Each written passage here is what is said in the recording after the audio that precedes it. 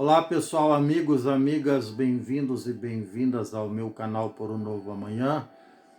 Hoje eu vou falar sobre essa tentativa frustrada do ex-presidente e seus comparsas de dar um golpe e se perpetuar no poder, a exemplo de uma série de outros ditadores extremamente apegados ao poder, megalomaníacos, muitos dos quais já citados aqui, tipo Putin, que é ditador de extrema direita, Hugo Chávez, que foi ditador de extrema esquerda, o seu sucessor Maduro, que também é de extrema esquerda, enfim. Como vocês podem ver, as extremas são nocivas. Como dizia São Tomás de Aquino, a virtude reside no meio termo. Então isso automaticamente exclui os extremos ou as extremas, direita e esquerda.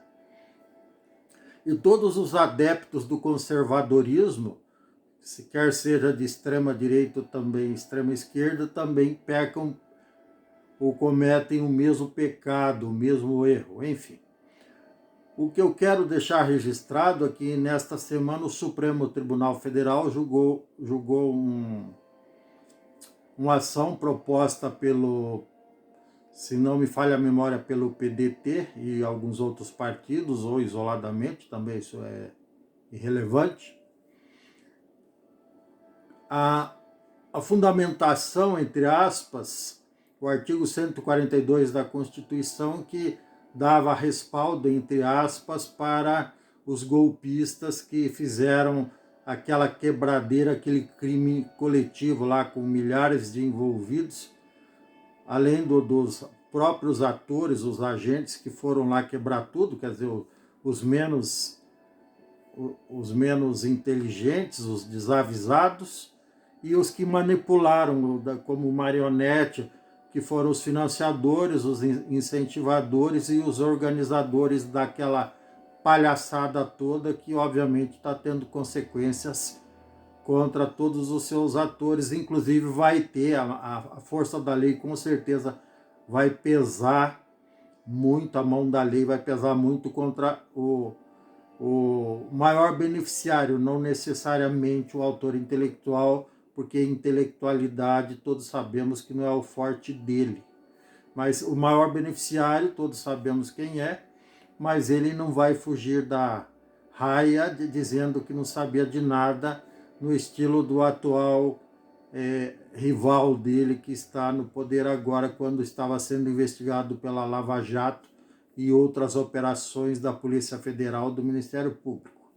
Então, voltando ao julgamento, por 6-0, o Supremo decidiu que, em hipótese alguma, a alegação fundamentada, entre aspas, no artigo 142 da Constituição, é que as Forças Armadas poderia ser, ou teria competência para ser um poder moderador nos conflitos entre os três poderes, executivo, legislativo e judiciário. Era com base nisso que os cabeças de bagre queriam dar o golpe. Só que isso não tem o menor sentido. Até porque as Forças Armadas, como eu já disse aqui em outros vídeos, são um setor, digamos assim, um departamento do governo federal que tem como função primordial defender o país em caso de ataque externo. E no dia a dia tem a obrigação de ajudar, sempre em casos de calamidades, ajudar a defesa civil. Até para ter alguma coisa para fazer. Como o Brasil nunca se envolve em guerra, desde a última guerra do Paraguai, senão seria um bando de come-dorme assalariado, e muitos dos quais muito bem assalariados. Então tem que fazer alguma coisa até para se movimentar. Como eu já disse antes aqui também, eu trabalhei durante 12 anos numa rede de supermercados, eu era gerente contábil administrativo da rede, e eu tinha outros diriam o privilégio, mas no meu caso eu tinha o dissabor de ficar assistindo o quartel, que era vizinho, os caras lá marchando 1, 2, 3, 4, 4, 3, 2, 1 o dia inteiro, quando não estava jogando bola, quando não estava brincando de pega-pega, e aos sábados ou na última sexta-feira do mês tinha aquelas cerimônias que eu não sei para que serviam. Enfim, deviam estar aumentando a patente de um ou outro lá para ganhar mais dinheiro público. Mas trabalho mesmo, todos sabemos que não existe. Mas também vou confessar que realmente todo país precisa de forças armadas, quer seja da Marinha, do Exército e da Aeronáutica. Em regras gerais, o sistema de defesa, o Ministério da Defesa, composto por essas três forças, tem, como eu já disse, o dever de defender o país em caso de ataque, mas também tem a obrigação de ajudar o governo a proteger a sociedade em caso de calamidade. Em hipótese alguma, esse setor do governo poderia ser politizado e, em hipótese alguma, também os desavisados, os eleitores desavisados, poderiam estar fazendo campanha para que eles voltassem a intervir no governo. Até porque eles, na década de 50 e 60, quase todo mundo foi dominado pelas Forças Armadas. Então foi inclusive o Brasil, que ficou 21 anos, nos anos de chumbo, sob o poderio das Forças Armadas, e foi a pior época, as piores 2 décadas, mais um ano da história do Brasil, de retrocesso, de estagnação, de isolamento do resto do mundo, enfim, foi um desastre total, para resumir. Aí, só para finalizar esse assunto e não me tornar repetitivo, um dos principais indicadores que mostra a competência de um governo, eu vou dizer isso porque muitos dos desavisados, principalmente as novas gerações, acham que se houvesse intervenção militar, isso aqui ia virar um paraíso. Muito pelo contrário, experiência própria, isso aqui virou um inferno naquela época, de 64 a 85. O Brasil virou um inferno sob todos os aspectos. Então, como eu estava dizendo, assim, para finalizar, a economia é um dos principais indicadores da competência e do sucesso de um governo, da popularidade. A inflação do Brasil, nesse período, foi uma das mais altas da história brasileira, tanto que no último ano da ditadura militar, na época do governo João Figueiredo, do general João Figueiredo, que dizia que preferia cheiro de cavalo a de povo, a inflação de 1985 foi 235% ao ano. Vejam bem, hoje justamente esse povo que defende a intervenção militar, um bando de desinformado que não estuda, não lê, não fez nem o ensino médio, se tivesse feito não estaria falando tanta asneira, não conhece a história do Brasil, nem a passada do descobrimento, nem da época colonial, e muito menos a história recente, da ditadura e da pós-ditadura, do retorno da democracia. A inflação foi 235% ao ano.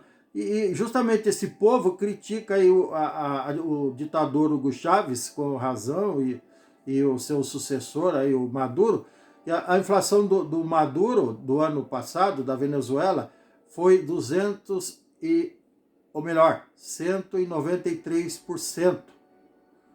A do Líbano foi 192,3%, tudo em 2023. A da Argentina foi 211%, que também era um governo peronista de esquerda. Então esses caras que criticam aí os governos de extrema esquerda, os ditadorzinhos de quinta qualidade do Líbano, da Venezuela e da Argentina, o antecessor do Milei, porque a inflação lá foi alta, além de outros motivos, é claro, só comparar com a do João Figueiredo, 235%. E essa foi uma das menores da história da ditadura militar. Foi uma das menores. Então, e outra coisa também, eu já disse em outro vídeo, O crescimento médio, apesar de ter tido um milagre econômico durante 2 ou 3 anos lá na ditadura militar, que só serviu para enriquecer mais os milionários e empobrecer a grande massa, a média do crescimento econômico no Brasil na época da ditadura militar foi de 1,16%, 1, qualquer coisa por cento, não chegou a 1,5%. A média do crescimento. No governo Fernando Henrique foi 3,16% nos 8 anos. No governo do PT, que também é um desastre, foi 2,16%. Quer dizer, os caras lá na ditadura não conseguiram nem atingir a média do crescimento do PIB do governo do Lula, semi-analfabeto, que só fez a 4ª série, não precisa nem dizer o resto, que a Lava Jato disse tudo, apesar das condenações dele em primeira e segunda instância terem sido anuladas por um amiguinho dele, e também as provas, tem muito desavisado petista dizendo que não tem prova. Claro que não, o Supremo cancelou, tinha mais de 100, 200, 300 provas, o Supremo cancelou, agora realmente não tem prova. Mas quando o bicho foi condenado, tinha prova sim, e bastante, prova farta, senão ele não teria sido condenado várias vezes em primeira e segunda instância por 2 crimes que deu mais de 21 anos de cadeia. Enfim, esse é o nível dos políticos que o povo gosta. Mas tem quem não gosta. Eu não gosto nem de um nem de outro. E justamente porque eu não gosto nem de um nem de outro, que eu tenho que mostrar os números aqui, para ver se aqueles desavisados que vivem, os iludidos, que vivem aplaudindo fantasma, iludidos com que não sabem, delirando. Enfim, eu fico tão irritado com tudo isso que eu engasgo. Fico delirando aí a céu aberto, ficaram lá meses acampados nas rodovias, nas portas dos quartéis. Os bajuladores do Lula ficaram quase 2 anos enquanto ele estava preso aqui nos porões na realidade ele estava hospedado aqui na Polícia Federal de Curitiba. Então, quando ele estava hospedado ali, tinha um bando de desavisado lá que estava com aquela campanha Lula livre. Enfim, é esse tipo de coisa que eu não gosto, mas o povo gosta. Não, lógico que não é você que está me vendo ou ouvindo, mas tem os desavisados, eleitores de um e de outro, que acham que essas coisas servem para presidir um país. Não serve não, tá bom? É isso, se você gostou, dê um like, dê um joinha, inscreva-se no meu canal, não custa nada, ative o sininho para receber novos vídeos em tempo real.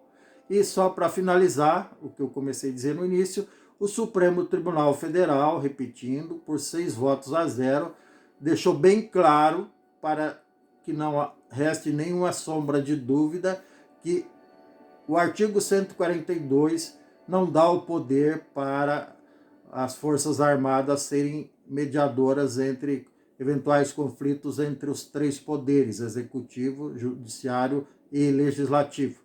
Isso é ponto pacífico, aliás, não precisava nem o Supremo Tribunal decidir sobre isso. Isso está claro na lei, e quem recorreu a esse tipo de interpretação fraudulenta, criminosa, ou é analfabeto funcional, ou é criminoso, é bandido e sabia muito bem o que está fazendo, e tentaram usar o famoso vai que cola, só que não colou e nunca vai colar, tá bom? E reforçando, os piores anos da história do Brasil foram de 64 a 85, no meu entender, até porque eu vivi essa época. Tá bom? Gratidão, um abraço e tchau, até mais.